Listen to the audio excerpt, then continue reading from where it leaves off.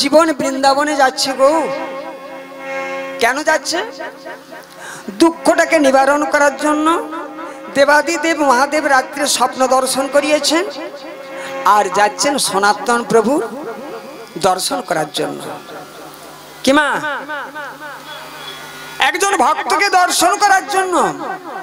আর এই ভক্তের কাছে গেলে জীবনের যত দুঃখ আছে সব দুঃখগুলো দূরীভূত হয়ে যাবে। পথে চলছে, চলতে চলতে মুখে মধুর কৃষ্ণ নাম রয়েছে, নাম বন্ধ করে না।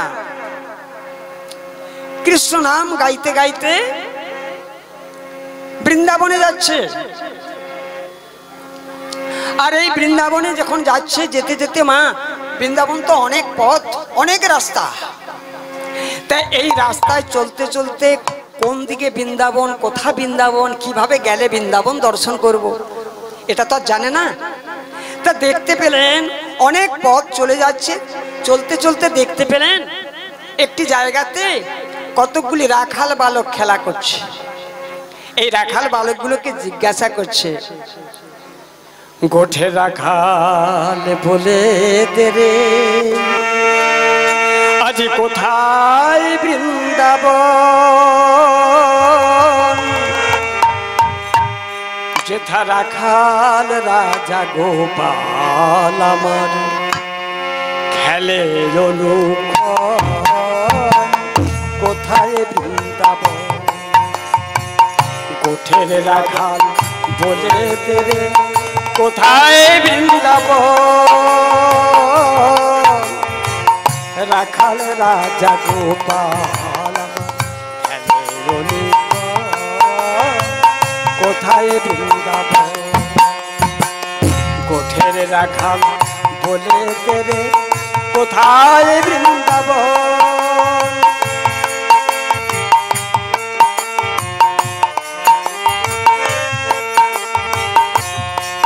যেথা সকাল সাঁঝে মিলন রাসে চাঁদ হাসে রে চাঁদের সাথে, সকাল রাসে মিলন রাসে চাঁদ হাসে রে চাঁদের সাথে, যার পথের ধুলায় ছড়িয়ে আছে, পথের ধুলায় ছড়িয়ে আছে শিহরি চন্দন,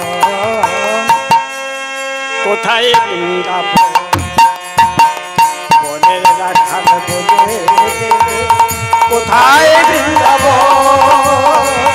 রাখাল রাজা গোপাল খেলে অনুক্ষণ, কোথায় বৃন্দাবন? কৃষ্ণ নামের ঢেউ উঠে রে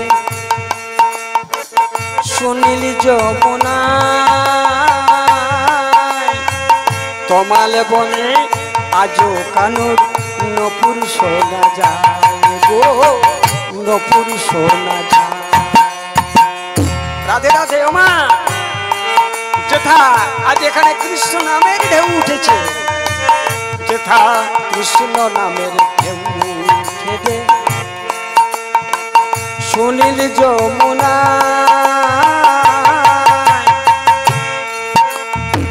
তমাল বনে আজো কানুর নপুর শোনা যায় গো, নপুর শোনা যায়, নপুর শোনা যায়। আজ তো সেই সাজ সকালে বাঁশি বাজে তোমার গালে, আজ তো সেই সাজ সকালে বাঁশি বাজে তোমার গালে, আবার নিত্য নীলা করেন আমার, নিত্য নীলা করেন আমার ধূসুদন, কোথায় বৃন্দাবন? কোঠের রাখাল বলে কোথায় বৃন্দাবন? রাখাল রাজা গোপাল খেলে অনুক্ষণ, কোথায় বৃন্দাবন? কোথায় বৃন্দাবন?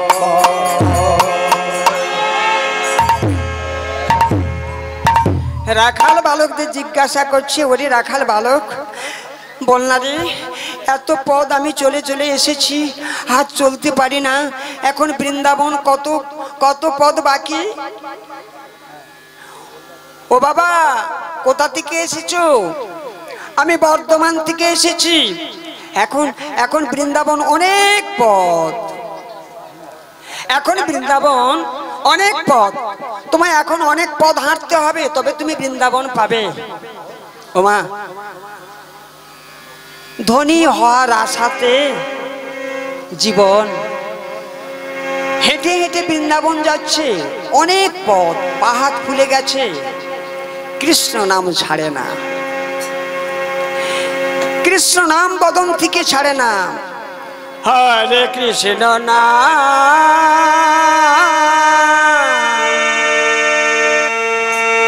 জপয় বিরা,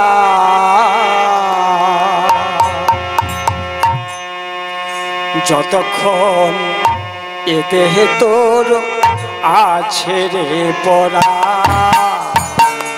হরে কৃষ্ণ রাধে রাধে যতক্ষণ এ দেহে তো আছে রে পরা। হরে কৃষ্ণ নাম জপয় বিরা,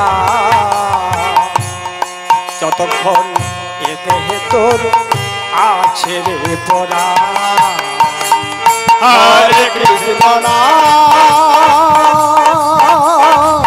জপয় বিরা, যতক্ষণ এ দেহে তো আছে রে পরা। দিন চলে যাবে, সময় পড়ে যাবে, দিন চলে যাবে, সময় পড়ে যাবে।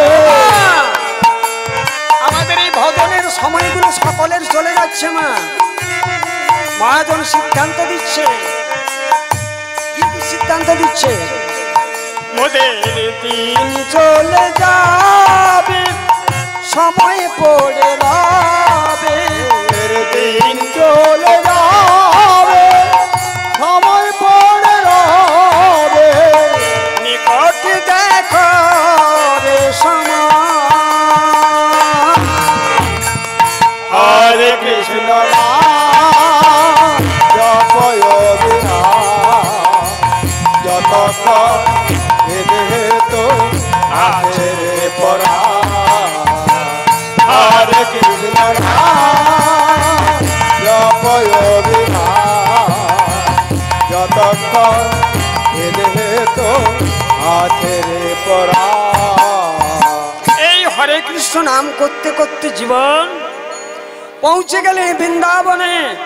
জয় জয় রাধা রানী কি জয়, জয় জয় রাধা রানী কি জয় হো, রাধা রানী কি জয় হো।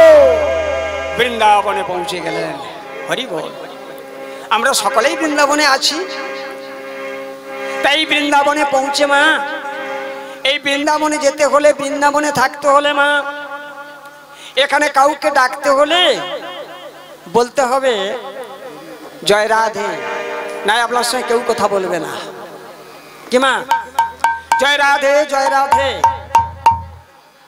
বৃন্দাবনে যত গাড়িগুড়ি আছে, যানবাহন আছে মা, তাতে কোনো হরেন লাগানো নেই, বলছে জয় রাধে জয় রাধে জয় রাধে। কোনো কিছু কেনাকাটা করতে হলেও ওই জয় রাধে বলতে হবে মা। নবদ্বীপ গেলে কি বলতে হবে? জয় নিতাই। কি মা? নবদ্বীপ গেলে জয় নিতাই।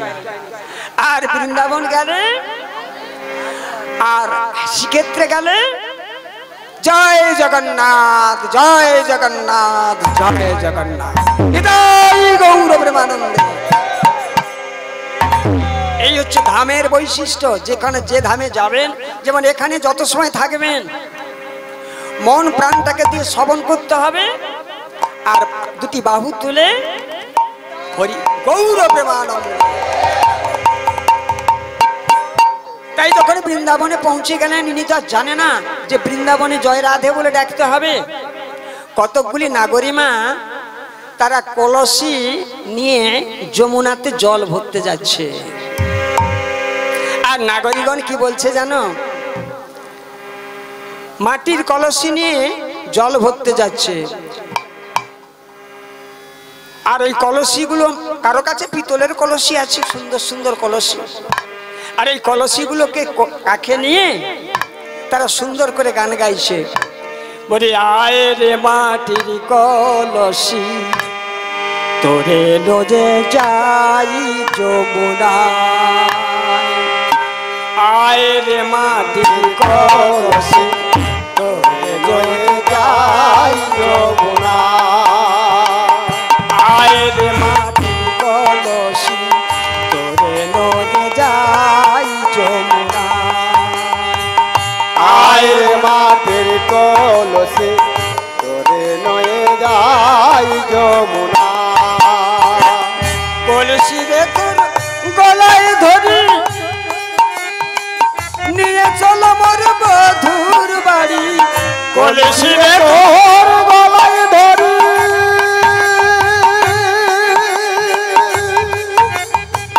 নিয়ে চলো মোর বধুর বাড়ি,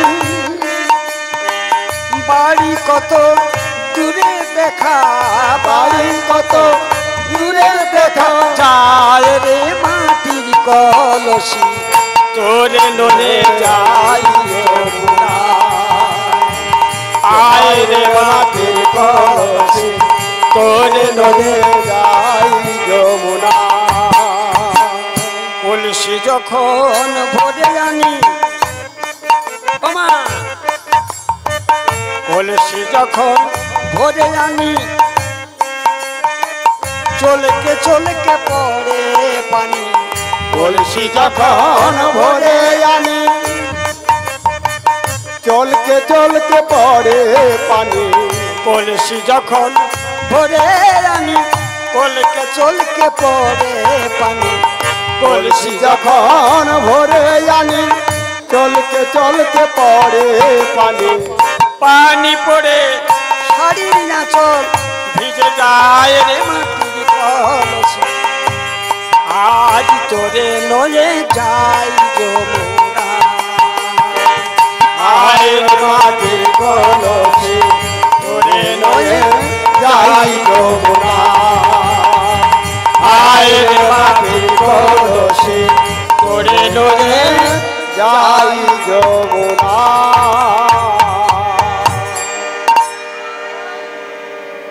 মায়েরা জলের জন্য যাচ্ছে, আর এ ডাকছে, ও মা, এই যে মা তোর এক ফিরে তাকিয়ে দাঁড়িয়ে বলছে, বলে এই বাবা কোথা থেকে আসছি, না বর্ধমান থেকে, না বর্ধমান থেকে এসো, যে এইখান থেকে আসো,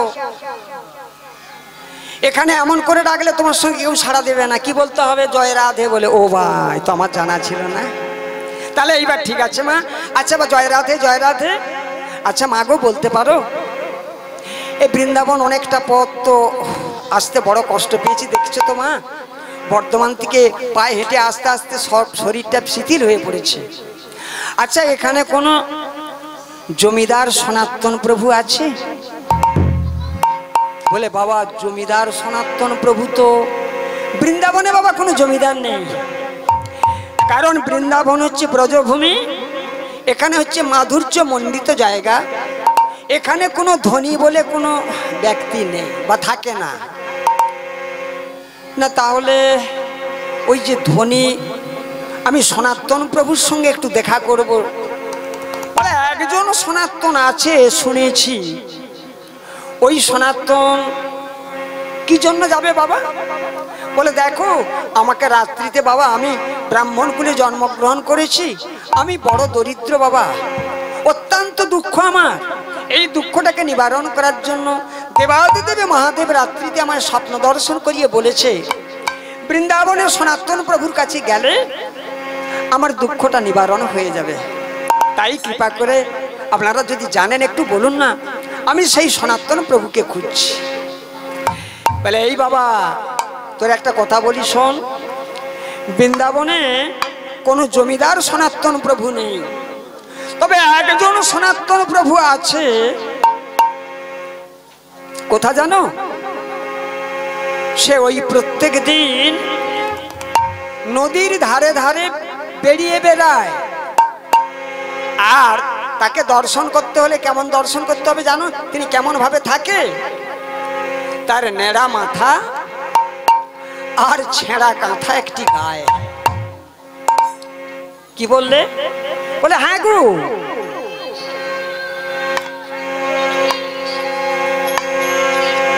আচ্ছা, কে কথা বলতেছেন? তা আপনি তো শুনতে পাচ্ছেন, আমি পাঠে আছি। এই সময় কি ঘন ঘন ফোন করছে?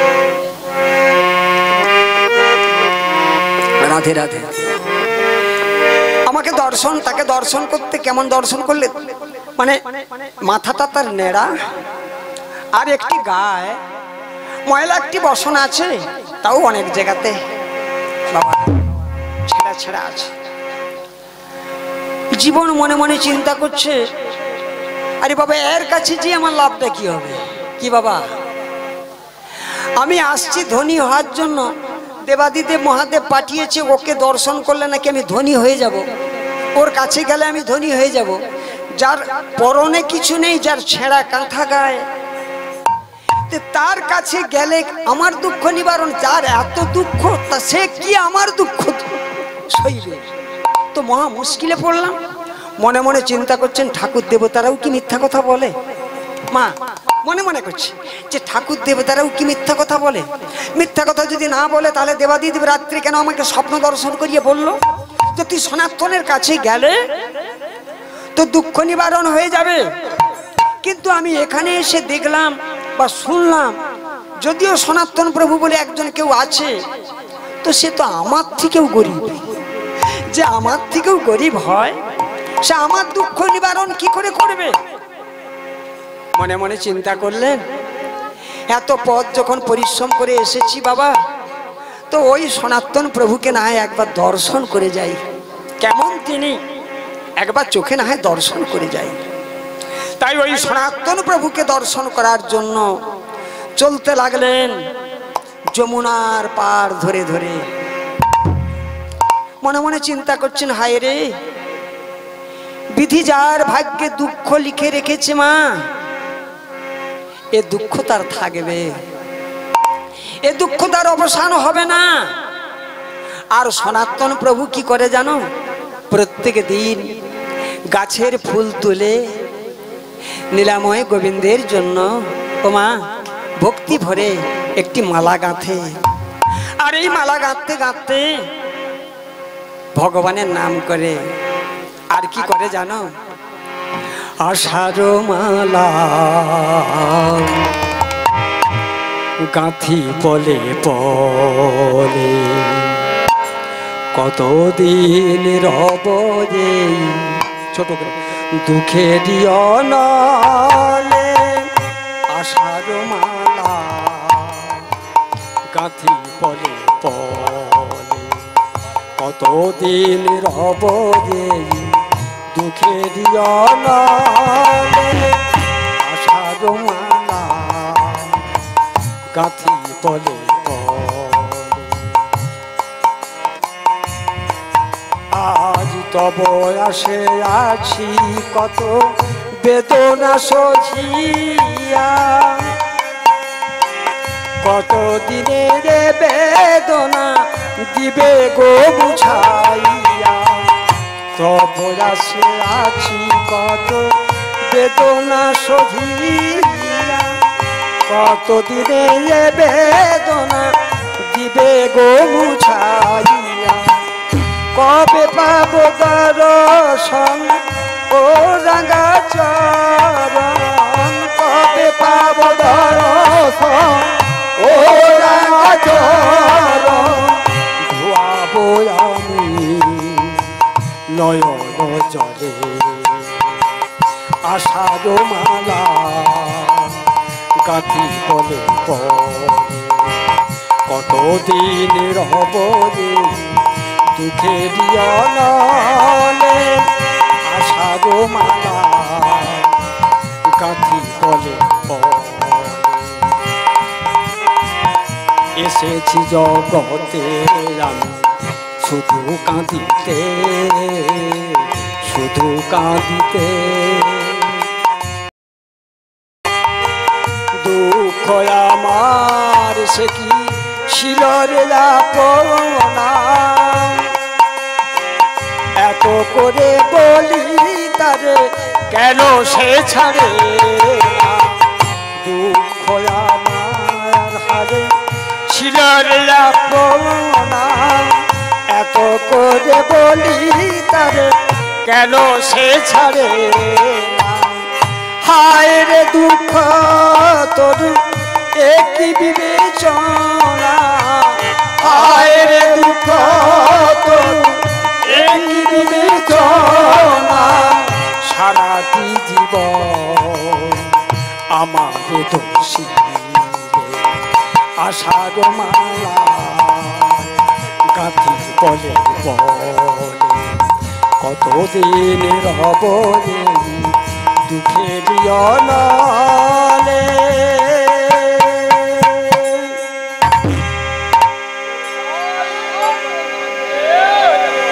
বৃক্ষের তলায় বসে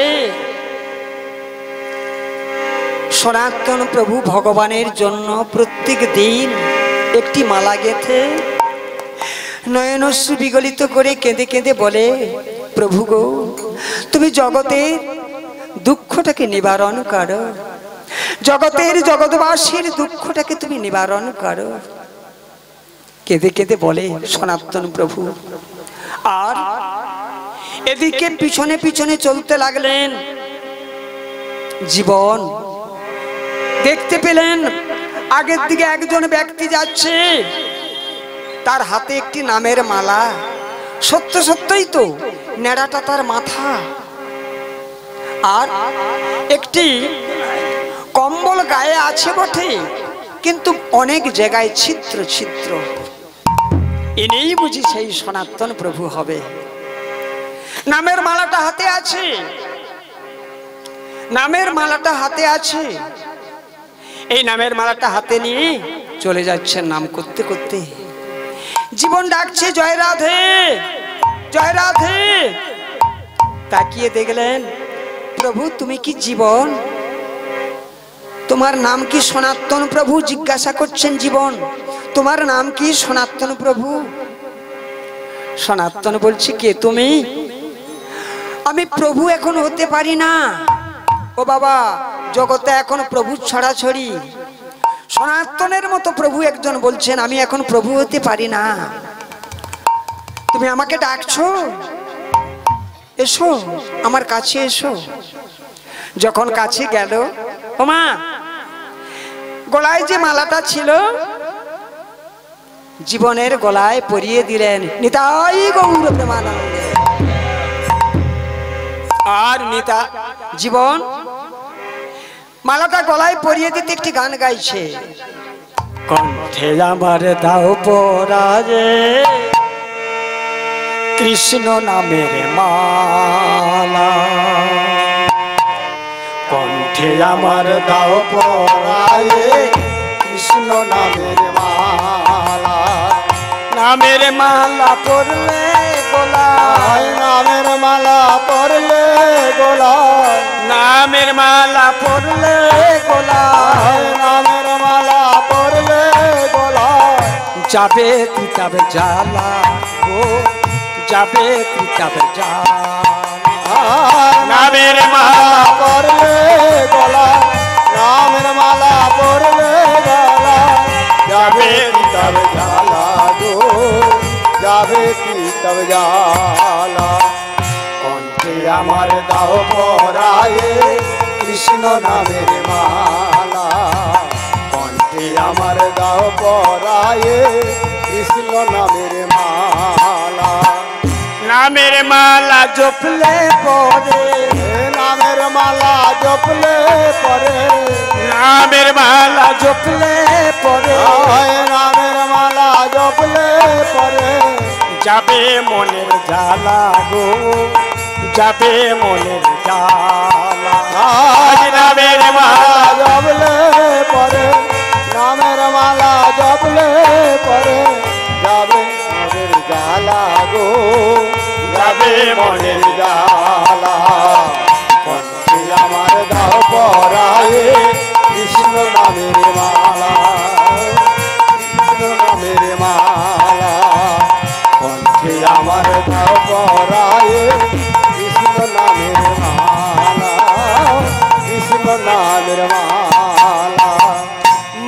মালা জপি মনে মনে ফুল তুলি বনে বনে মালা জপি বনে বনে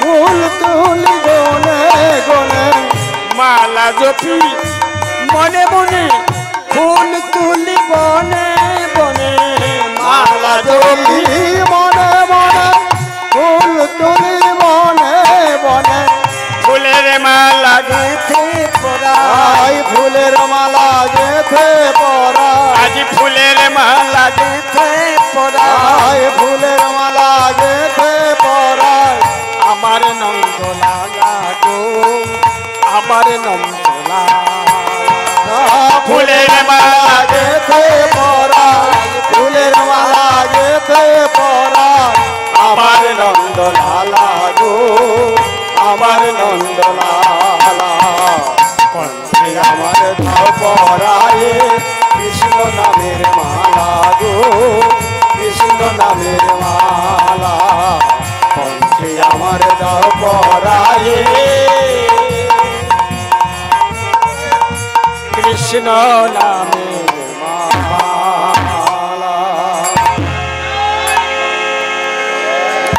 মালাটি পরে এমন করে একটি গান করে বলছে, জীবন তোমার বাড়ি কোথা? না আমার বাড়ি বর্ধমান। কোথায় এসেছো? বলে প্রভু কি বলবো তোমায়, আমি এসেছিলাম যে আশা নিয়ে, তোমাকে দেখে আমি আর কি বলি। বলে বলো না তুমি কি আশা নিয়ে এসেছো, কেন তুমি বৃন্দাবন এসেছো বর্ধমান থেকে? বলে প্রভু একটা কথা প্রথমে বলি, ঠাকুর দেবতা যে এত মিথ্যা কথা বলে বলে আমার জানা ছিল না। এরে বাবা তুই যাই পারে বল না কেন, আমি তোর কথা শুনবো। তুই ঠাকুর দেবতার নামে মিথ্যা কথা বলিস না। ঠাকুর দেবতা কোনোদিন কাউকে মিথ্যা কথা কোনোদিন বলেন বাবা। ভগবান কোনোদিন মিথ্যা কথা বলেন না, কোনো ভগবান কোনো দেবদেবী কোনোদিন মিথ্যা কথা বলে না। তুই বাবা ঠাকুর দেবতার নামের মিথ্যা কথা বলিস না। বলে বলবো না? বলে বল আমি তোর কথাটাকে শুনবো। বলে বাবা আমি ব্রাহ্মণ কুলে জন্মগ্রহণ করে অতিদিন দরিদ্র, আমার দুঃখের অবসানের জন্য আমি নিত্য নিত্য দেবাদিদেব মহাদেবের সেবা করি। তা মহাদেব রাত্রিতে আমায় স্বপ্ন দর্শন করিয়ে বলে দিলেন তুমি বৃন্দাবনে যাও। বৃন্দাবন গেলে ওই বৃন্দাবনে একজন ভক্ত আছে, সনাতন প্রভুকে দর্শন করলে তোমার অভাব দূরীভূত হয়ে যাবে। তো আমি এসে দেখলাম আপনাকে, আপনার কাছে যে আমি চাইবো, আপনার যদি এই অবস্থা থাকে বলুন আমি আপনার কাছে কি বা চাইবো, আপনি কি বা আমাকে দিতে পারবেন? আমার থেকেও আপনি আরো দুঃখী, হ্যাঁ আমার থেকেও আপনি আরো দুঃখী, আপনি আমাকে কি দিতে পারেন? বলছে সনাতন প্রভু বলছে, জীবন তোমায় একটা কথা বলি, তোমাকে ভগবান ঠিক জায়গাতে পাঠিয়েছে। আপনি আর ওসব কথা বলবেন না তো, আমাকে ঠিক জায়গায় পাঠিয়েছে। আমি কি চাইবো আপনাকে বলুন তো? হ্যাঁ আমার সংসারে দরিদ্র দুঃখ, এই দুঃখটাকে মোচন করার জন্য এত কষ্ট করে আমি বৃন্দাবন এলাম, আর আপনি বলছেন আমাকে ঠিক জায়গাতে পাঠিয়েছে। ও মা, ধনী না হলে কি কিছু দিতে পারবে বাবা? ভগবান কৃষ্ণদাস কবিরাজ চৈতন্য চরিতামৃতে কলম দিলেন, বলে সম্পত্তির মধ্যে জীবী কোন সম্পত্তি গণি, রাধা কৃষ্ণ প্রেমে যার সেই তো বড় ধনী। কি বাবা, সম্পত্তির মধ্যে জীব কোন সম্পত্তি গণি, রাধা কৃষ্ণ প্রেম যার সেই বড় ধনী। মা এই জগতে যত বিষয় আছে, যত বিষয়াসক্তি মানুষ আছে, তাদের দুঃখের কোনো সীমা নেই মা। ভগবান বিষয় দেয় ভগবানকে ভুলে যাবার জন্য। আমাকে ভুলে যাবি, আমি তোকে বিষয় দিলাম, এই বিষয় নিয়ে তুই সংসারের মধ্যে পড়ে থা, অহরহ জ্বালা যন্ত্রণা ভোগ কর। ওরে জীবন, তুই সুন্দর জায়গায় এসেছিস। এত সময় পর্যন্ত যে কথাগুলো বলছে সনাতন প্রভু মনে মনে চিন্তা করছে, আমি তো আগে এক রাজার মন্ত্রী ছিলাম, কত মানুষকে আমি দেখেছি, ইচ্ছা করলে একে আমি ধনী করে দিতে পারতাম, কিন্তু সে সময়টা তো আমার নেই। আমি সব ত্যাগ করে প্রভুর চরণে আত্মসমর্পণ করে দিবানিশি আমি ভিক্ষা করে খাই, আর বদলে বলি, ভগবান তুমি নীরব কেন গো, করেছো কি অভিমান, ও গো ভগবান করেছো কি অভিমান, ভগবান তুমি নীরব কেন গো, করেছো কি অভিমান, ও ভগবান করেছো কি অভিমান। নেবে না কি কোলে অনাথ বলিয়া, নেবে না কি কোলে অনাথ বলিয়া, নেবে না কি কোলে অনাথ বলিয়া, নেবে না কি কোলে অনাথ বলিয়া, দুঃখ হারি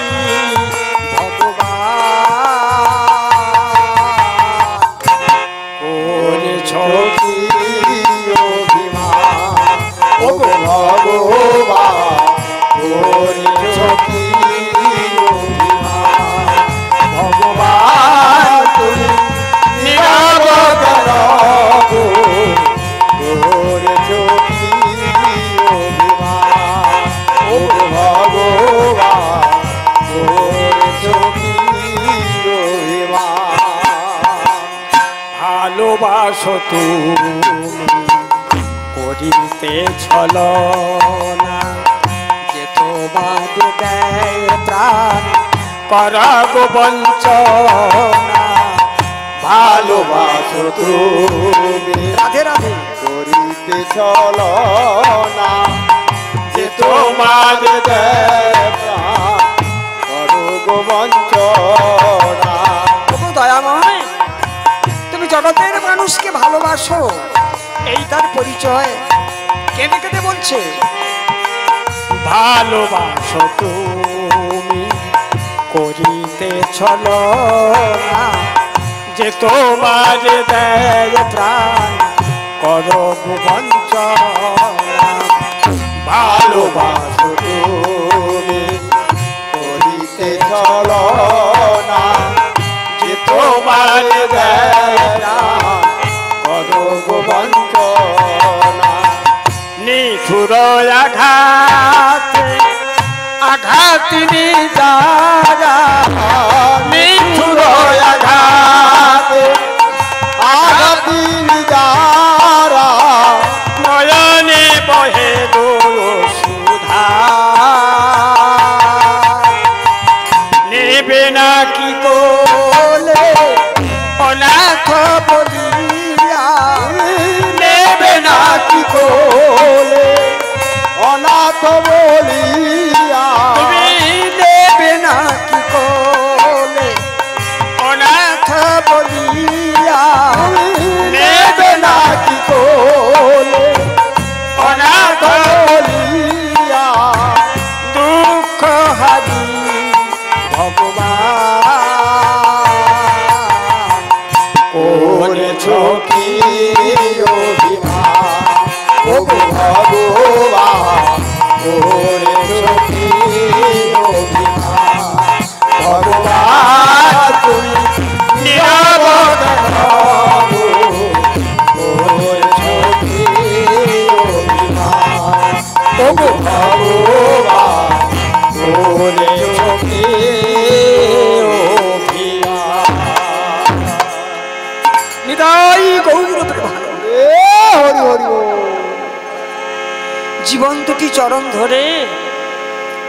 সনাতন প্রভু চরণ দুটি ধরে কেঁদে কেঁদে বলছে, প্রভু এ দুঃখের কি অবসান হবে না?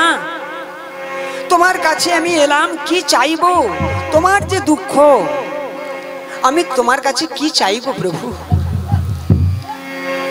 সনাতন প্রভু বলছে, জীবন তুমি ঠিক জায়গাতে এসেছো। এখনো বলছো তুমি ঠিক জায়গাতে আমি এসেছি। হ্যাঁ, তুমি ঠিক জায়গাতে এসেছো। দেখো জীবন, তুমি আমার সঙ্গে একটু চলো, তুমি আমার সঙ্গে একটু এসো। কোথা যাব? তুমি চলে এসো না। সনাতন প্রভু আগে আগে চললেন। জীবন মনে মনে চিন্তা করলেন, এসেছি যখন, ইনি যখন ডাকছে, আচ্ছা যাই না, দেখি কি হয়। বিশ্বাস ভরসা না থাকলে মা কোনো কিছু মিলবে না। জীবনের পিছনে পিছনে চলতে লাগলেন।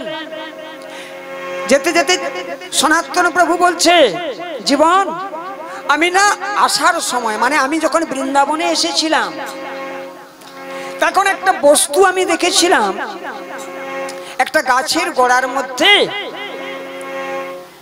তবে যদি ওই বস্তুটা সেখানে থাকে আমি তোমাকে দেব, আর সেই বস্তুটা তুমি একবার পেলে জীবনে মানুষ ধনী হয়ে যাবে গো, ধনী হয়ে যাবে। নিতাই গৌর প্রেমানন্দে। জীবন মনে মনে চিন্তা করলে হতেও হতে পারে কি বাবা, যেখানে দেখিবে ছাই উড়াইয়া দেখে তাই, পাইলে পাইতে পারো অমূল্য রতন কি বাবা। তাই উনি চলতে লাগলেন বিশ্বাস করে। আর সনাতন প্রভু অনেকটা পথ নিয়ে যাওয়ার পর দেখতে পেলেন একটি বটবৃক্ষ। ওই বটবৃক্ষের কাছে দেখতে পেলেন একটা উঁচু হয়ে গেছে একটা বালির ঢিপি। বলছে সনাতন প্রভু জীবনকে বলছে, বলে জীবন তুমি ওই বালিটাকে হাত দিয়ে সরিয়ে দাও। তো জীবন হাত দিয়ে বালিটা সরাতে লাগছেন। বালিটা সরাতে সরাতে সরাতে দেখতে পেলেন বাবা অপূর্ব একটা বস্তু, নাম তার পরশ পাথর। বাবা পরশ পাথর আমরা কেউ দেখি না, নাম শুনেছি। যদি কারো ভাগ্যে কোনোদিন এই পরশ পাথর ভগবান কৃপা করে দেয়, এই পরশ পাথরের এমন ক্ষমতা, বাড়ির মধ্যে যত লোহা আছে তাতেও ঠেকিয়ে দিলে সব সোনা হয়ে যাবে। পরশ পাথরের এত ক্ষমতা।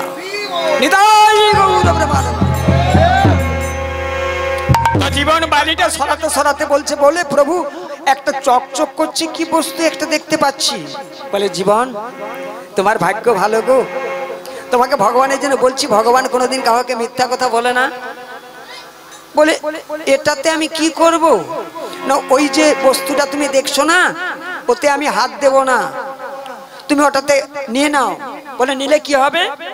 না ওটা নিয়ে তুমি বাড়িতে চলে যাও, তোমার বাড়িতে যত লোহা আছে তার মধ্যে তুমি ঠেকিয়ে দিলে সব লোহাগুলো সোনাতে পরিণত হয়ে যাবে। জীবন মনে মনে চিন্তা করলেন, এ আশ্চর্য কথা, নাম শুনেছি, সত্যি কি সোনা হবে? ছেলেবেলায় না বাবা একটা হাতে ডোমরা দিয়েছিল লোহা, এখনো সেই লোহার ডোমরাটা হাতের মধ্যে আছে। তো তোমার কথাটা কতটা বিশ্বাস অবিশ্বাস তা আমি একবার ঠেকিয়ে দেখি। তো ওই বস্তুটা যতটাই ডোমরাতে ঠেকিয়ে দিয়েছে বাবা সঙ্গে সঙ্গে সোনা হয়ে গেছে। চমকে উঠে বললেন, আরে বিশাল ক্ষমতা। ও মা, প্রত্যেকটা বস্তুকে যদি আমি সোনায় পরিণত করতে পারি তাহলে তো আমার দুঃখ থাকবে না। তা সনাতন প্রভুকে প্রণাম করে বলছে, প্রভু সত্যই তুমি জহরি, আমার ভাগ্য প্রসন্ন, আমি আপনাকে প্রণাম করে আমি এবার বাড়ি যাব। গৃহের দিকে ফিরে যাবে, অনেকটা পথ চলছেন।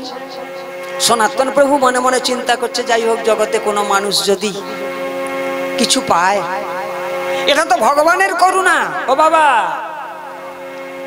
দুঃখী কেউ হতে চায় না, সকল সুখী হতে চায়, কিন্তু সুখ সকলকার ভাগ্যে সয় না, আর সুখ সকলে হতে পারবে।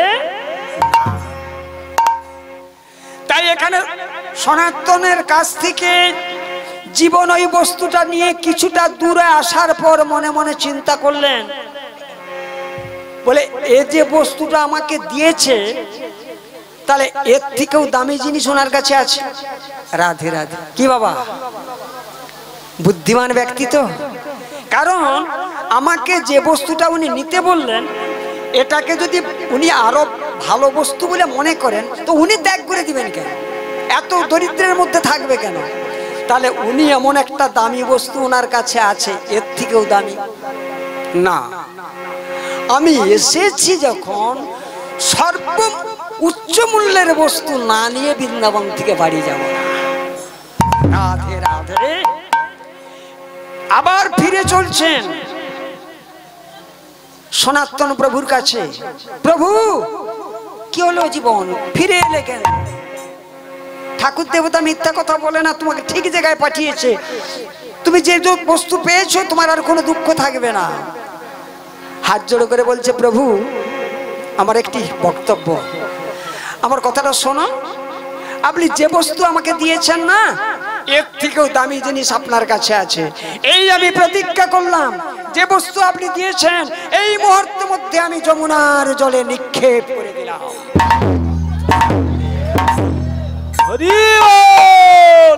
জীবন তুমি কি করলে? বলে, হ্যাঁ প্রভু, তুমি আমাকে সেই বস্তু দাও, যে বস্তু পেলে আর জীবনে কোনোদিন কোনো দুঃখ থাকবে না। জীবন, জীবন রে, যা যা যা, তুই ওই যমুনাতে স্নান করে আয়, তুই স্নান করে আয়। যে বস্তু জগতে একবার মানুষ পেলে আর কোনোদিন তার কোনো অভাব থাকে না, তাকে ভগবান চিরতরে নিজের কাছে করে নেয়। যারে সনাতন, যারে জীবন, তুই স্নান করে আয়। জীবন দ্রুত গতিতে যমুনাতে স্নান করে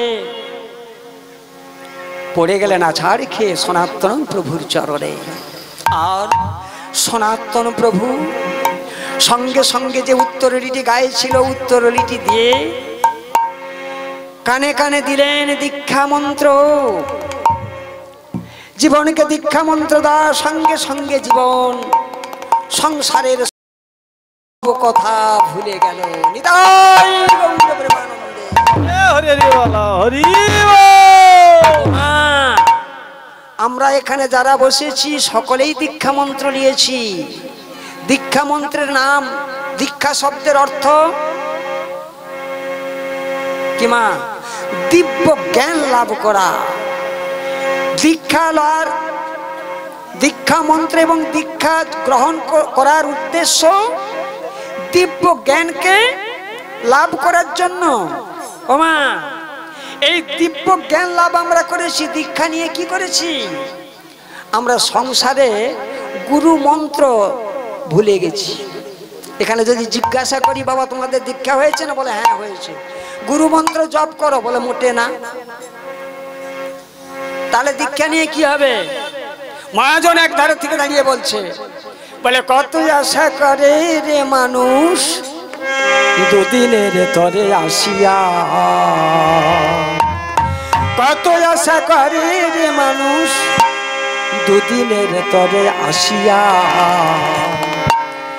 খেলা যেমন তাসের ঘরে, কেউ বা যেতে কেউ বাহারে, এই মায়ের খেলা মাটির খেলা, হাসি কান্নায় ভরিয়া দুদিনের তরে আসিয়া। কত আশা করে রে মানুষ, কত আশা করে রে মানুষ দুদিনের তরে আসিয়া, আসিয়া আসিয়া। এই জগতে কি আমাদের আশার শেষ আছে মামা? এই মাটির দেহটা, এই যে দেহটা মাটির ভান্ডের মতো টুকরা হয়ে যাবে খানিকটা পরে, কয়েকদিন পরে থাকবে না কিছুতেই। এটা নিয়ে আমরা নাড়াচাড়া করছি, ভগবানকে ভুলে গেছি। যে আসল বস্তু ভগবান, তাকে আমরা ভুলে গেছি। লীলাটা এই পর্যন্ত থাকবে। আজকের যে একাদশী, এই একাদশীর মাহাত্ম্যটা একটু সময় পাঠ করে আপনাদের পাঠ বিশ্রাম দিচ্ছি।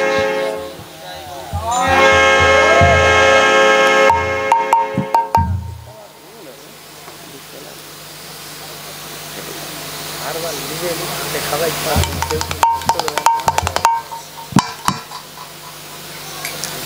আজকের যারা এখানে উপস্থিত হয়েছেন আপনারা সকলেই একাদশী করেছেন। একাদশীটা আমরা কেন করব, এই একাদশীটা করলে আমাদের কি হবে, এটা কিন্তু আমাদের জানার একান্ত প্রয়োজন। কালকেও বলেছিলাম, আজকেও আবার একবার বলছি, যারা একাদশীর ব্রত না করিয়া যারা অন্য ব্রত করে সেই গাছের মূল কাটি শিরে জল ঢালে। অতএব অন্য ব্রত করো, তাতে কোনো দোষ নেই, কিন্তু একাদশী 24টি একাদশী প্রত্যেকটি মানুষকে মা করতে হবে। যদি না করেন ভগবানের কৃপা লাভ কোনোদিন হবে না। আসুন, আজকের যে একাদশী, এটা ভাদ্র মাস হলেও আপনারা সকলে জানেন 1 মাস আগে পুরুষোত্তম মাস চলে গেছে। এটা সেই পুরুষোত্তম মাসের অন্তর্গত যে একাদশী, এই একাদশীটি থেকে গেছে। শ্রাবণ মাসে কৃষ্ণপক্ষে পবিত্র একাদশী, শ্রাবণ মাসে শুক্লপক্ষে যে একাদশী, এই একাদশীটির নাম হচ্ছে পবিত্র একাদশী। এই একাদশী আমরা কেন করব, এই একাদশী করলে কি হবে, 24টি একাদশীর জন্য 24টি মহাজন রয়েছেন, আর প্রতি একাদশীতে এই মহাত্ম্যটি পাঠ প্রত্যেকটি ভক্তকে শ্রবণ করতে হবে। তাই আপনারা ভক্তি মনোযোগে শ্রবণ করুন। আমি এক এক করে পড়ে যাচ্ছি। পুরাণ ভবিষ্যতে এই ব্রত কথা যুধিষ্ঠির শ্রীকৃষ্ণ সংবাদ রূপে গাথা। যুধিষ্ঠির কহিলেন, হে মধুসূদন, শ্রাবণেরই শুক্লে যেই একাদশী হন, কি নাম কি মহাত্ম বাসনা শুনিতে, অতএব হে মাধব কহ বিস্তারিতে, গো কহ বিস্তারিতে। ভগবান লীলাময় গোবিন্দের কাছে যুধিষ্ঠির মহারাজ জিজ্ঞাসা করলেন, কৃষ্ণ বলতে পারো পৃথিবীর মধ্যে সর্বশ্রেষ্ঠ হচ্ছে একাদশীর ব্রত, জগতের মানুষ তোমার জন্য যে একাদশীর ব্রত করবে, এই একাদশীর ব্রত যে শ্রেষ্ঠ তার প্রমাণ করে আপনি জগতের মানুষের কৃতার্থ করিয়ে দেন।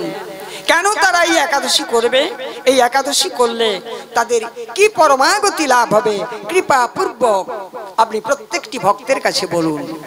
তাই ভগবান বলতে লাগলেন, উত্তরে শ্রী কৃষ্ণ কহে, শোনো হে রাজন, এই ব্রত করে সর্ব পাতক হরণ।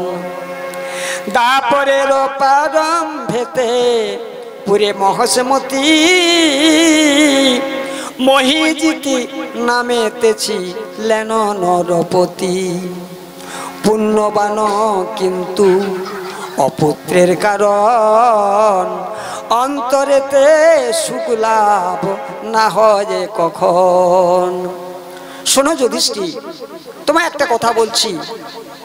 দাপরের শেষে, দাপরের প্রারম্ভে মানে প্রথমে মহেশমতিপুর নামে একটি রাজ্য, একটি নগর ছিল। মহিজিৎ নামে একজন রাজা ছিলেন, বড় পুণ্যবান। তিনি প্রজাদের অত্যন্ত ভালোবাসতেন। তার রাজ্যে কোনো দুঃখ কষ্ট কারো কোনোদিন প্রজাকে দিতেন না। এত পবিত্র, এত ধর্মশীল রাজা ছিলেন, কিন্তু রাজার কোনো পুত্র সন্তান ছিল না। এটাই ছিল তার দুঃখ। রাজা মনে মনে চিন্তা করছেন, আমি প্রত্যেকটি প্রজাকে আমার পুত্রবোধ স্নেহে আমি ভালোবাসি, কিন্তু এ জগতে আমি একটি পুত্র সন্তান পেলাম না, এরপরে আমার রাজ্যটি রক্ষা হবে কি করে। তাই তিনি মনে মনে ভাবছেন। একদিন নরপতি ডাকি প্রজাগণে, কহেন উদ্বিগ হয়ে বিনীত বচনে, জ্ঞাত সারে কখনো নাহি করি পাপ, কেন অপুত্র হলে সদা পাই তাপ। আমি জীবনে কোনোদিন কোনো পাপ কাজ করি না, আমি জীবনে কোনোদিন কোনো অন্যায় করি না, প্রত্যেকটি প্রজাগণকে আমি পুত্রের সহিত স্নেহ করে তাদের ভালোবাসা দিই। আর কি করি? জ্ঞান বসে নাহি করি কোন অনাচার, নেতে না অন্যায় না পূর্ণ করি অর্থের ভাণ্ডার। পুত্রবত করিতেছি প্রজার পালন, শত্রুকে আদর করি লইলে স্বজন। আমি কোন শত্রু যদি হয়, সে যদি আমার শরণাপন্ন হয়, তবু আমি তাকে দণ্ড দিই না। তথাপিও মম গৃহে না জন্মে সন্তান, ইহার কারণ সবে করুণ সন্ধান। তাই একদিন সকল প্রজাগণকে ডেকে রাজা সেই প্রজাদের কাছে বলছে, হে প্রজাবৃন্দগণ, এবং তাতে অনেক মুনি ঋষিবৃন্দ ছিলেন, তাদের সকলের কাছে করজোড়ে বিনীত করে রাজা বলছেন যে আমি ন্যায় তো কোনোদিন কোনো অন্যায় করি না, তাই এ জন্মে কেন আমার পুত্র সন্তান আমি পেলাম না? এর কারণ কোথায়? আমার কোন অপরাধে আমার পুত্র হয় না, এটা তুমি বলতে হবে। ওমা, এটা আপনারা সকলে জানেন, ভাগ্যে ভাজ্যা পুণ্যে পুত্র তপে ভাগ্যে ভাজ্যা। ভাগ্য যদি ভালো হয়, ভাজ্যা ভালো হবে। ভাজ্যা ভালো হলে কি হবে? দাম্পত্য জীবনটা সুখে কাটাবেন। আর পুণ্যে পুত্র, পুণ্য যদি করা থাকে পুত্র পাবেন। তো এখন বর্তমান যে সমাজে আমরা চলছি, আমরা একটি সন্তান নেব, গাছের গোড়াটাকে আগে থেকে কেটে দেব।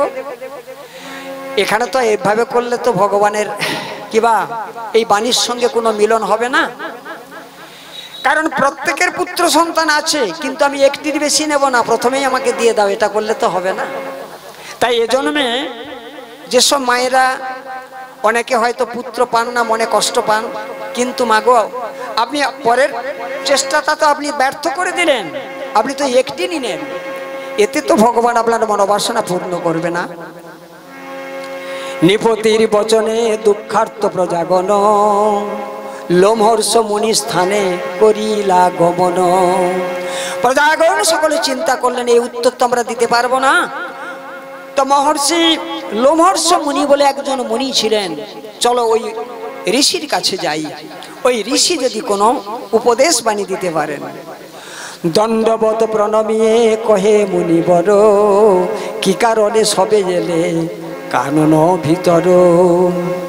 প্রজাগণ কহে মহিজিতি নরপতি, পরম পুণ্যাত্মা কিন্তু না পায় সন্ততি। রাজার সন্তান লাভ যে প্রকারে হয়, কৃপা করি সে সন্ধান করুন নির্ণয়। হে ঋষিবর, আমরা আপনার কাছে এসেছি, এই রাজা নিপুত্রী কি করলে এই রাজা পুত্র সন্তান পাবে? আপনি কৃপা করে এর আগত জন্ম এবং এ জন্মের সবকিছু বৃত্তান্ত করে আপনি কৃপা করে বলুন। মুনি ঋষিগণ এদের ক্ষমতাটা কি? এদের ক্ষমতাটা আছে বাবা আগত জন্মে, মানে পূর্ব জন্মে আমি কি অপরাধ করেছি, কেন আমার এ জন্মে এত দুঃখ, কেন আমার এ জন্মে আমি পুত্র সন্তান পাই না, এর কারণটা কি? এরা ভুল ভবিষ্যৎ বর্তমান সবটাকে বলতে পারে। ত্রিকালজ্ঞ মহামুনি লোভ শতক্ষণ, নিপতির পূর্ব জন্ম করে দর্শন। নিপতির জন্ম ছিল বস্যের কুলেতে, গ্রামে ও নগরে ভ্রমে বাণিজ্য করিতে। এই নিপতির জন্ম ছিল আগত জন্মে। আমরা যে এখানে প্রত্যেকটি মানুষ বসেছি মা, প্রত্যেকটি মানুষের আমাদের আগত একটা জন্ম বলে ছিল।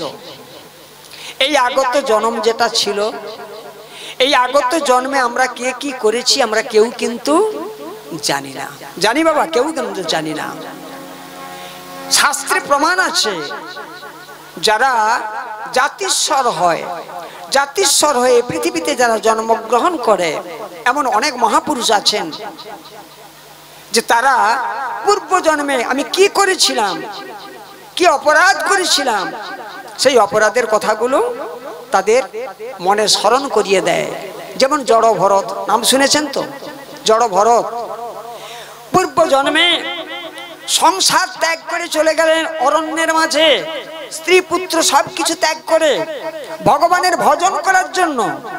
তো ওখানে গিয়ে ভজন করতে করতে ভগবানের পরীক্ষা, ভজন করতে করতে যমুনাতে স্নান করতে গিয়ে দেখতে পেলেন ওপাশে এক সিংহের গর্জন, এক গর্ভবতী হরিণী। দেখতে পেলেন যে আমি ওদিকে যদি ফিরে যাই ওই সিংহের মধ্যে আমাকে প্রবেশ করতে হবে, আর ওদিকে যদি যাই এই যমুনা ছোট্ট নদীটাকে লাভ দিতে হবে। তাই গর্ভবতী অবস্থাতে তিনি লাভ দিলেন বটে, লাভ দিতে গিয়ে পাড়ে এসে জীবন শেষ হয়ে গেল।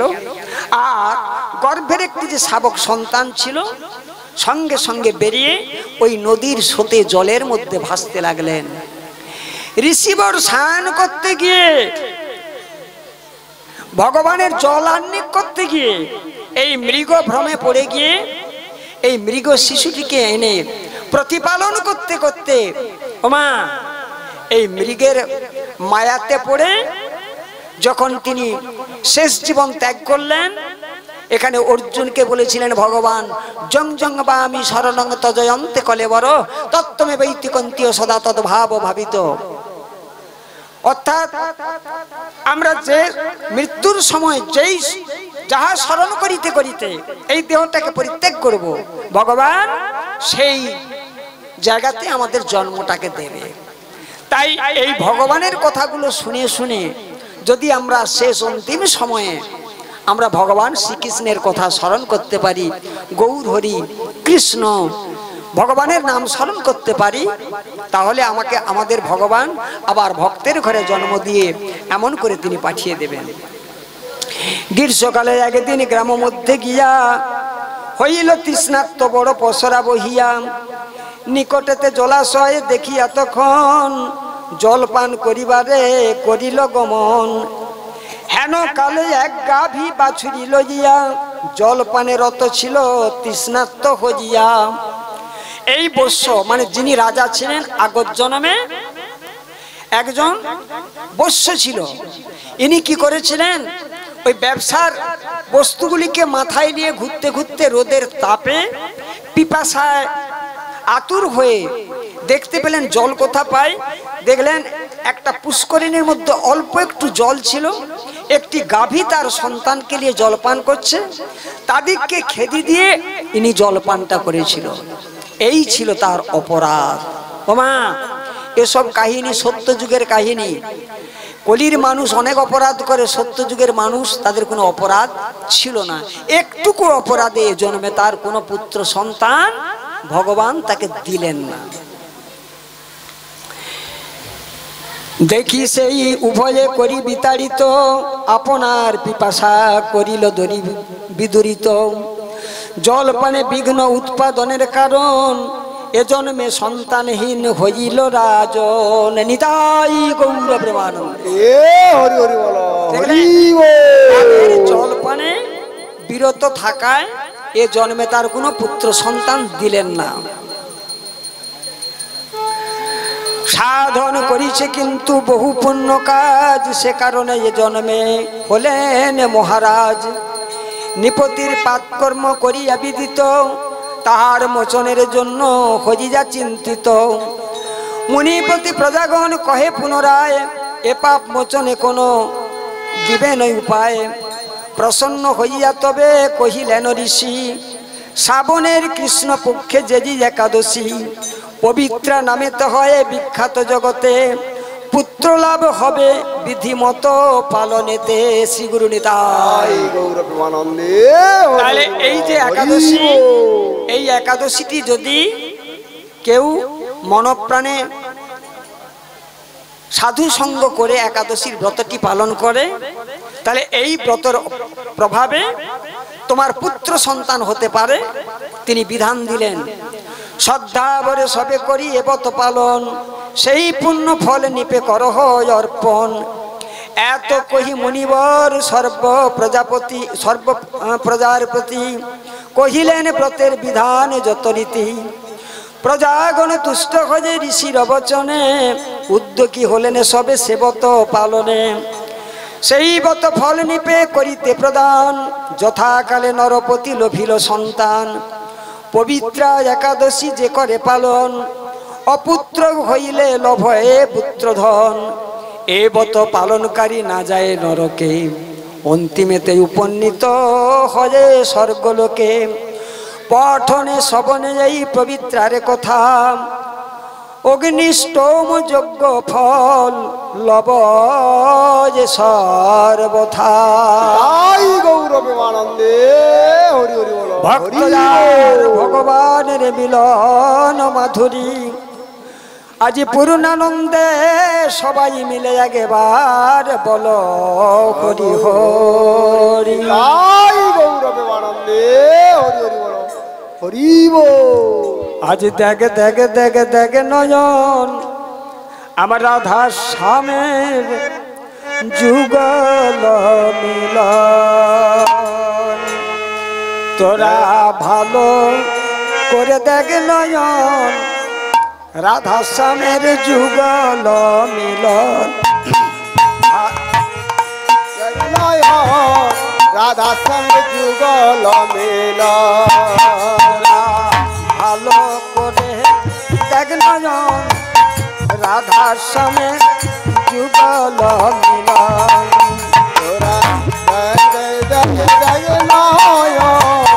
রাধা শ্যামের যুগল মিলন। ভালো করে দেখ নয়ন রাধা শ্যামের যুগল মিলন। ভালো করে দেখ নয়ন রাধা শ্যামের যুগল মিলন। যুগল মিলন হেরে তোরা হরি হরি বল সবে। যুগল মিলন সবাই হরি হরি বল সবে। রাধা শ্যামের যুগল মিলন। তোরা ভালো করে দেখ নয়ন রাধা শ্যামের যুগল মিলন। যে রূপ দেখিবার তরে আমার নারদ হলে শ্মশানবাসী নারদ হুঙ্কারে। যে রূপ দেখিবার তরে আবার শিব হলেন শ্মশানবাসী নারদ হুঙ্কারে। যে রূপ দেখিবার তরে আবার শিব হলেন শ্মশানবাসী নারদ হুঙ্কারে। আবার পর্বত ধরে বসে যোগ করে করি শিব। পর্বত ধরে বসে যোগ করে করি শিব। তোরা ভালো করে দেখ নয়ন রাধা শ্যামের যুগল মিলন। তোরা ভালো করে দেখ নয়ন রাধা শ্যামের যুগল মিলন। রামের বামে হরের বামে পার্বতী যেমন। রামের বামে মা জানকী সেজেছে তেমন। হরের বামে পার্বতী যেমন। রামের বামে মা জানকী সেজেছে তেমন। হরের বামে পার্বতী যেমন।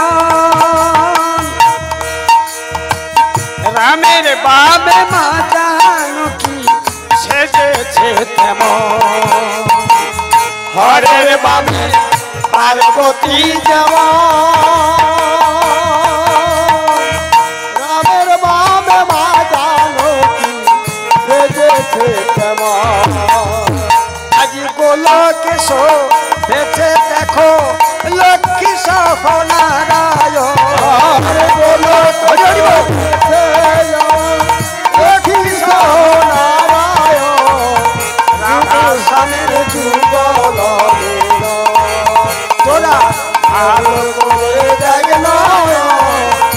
রাধা শ্যামের যুগল মিলন। আসিতে হবে রে তোরে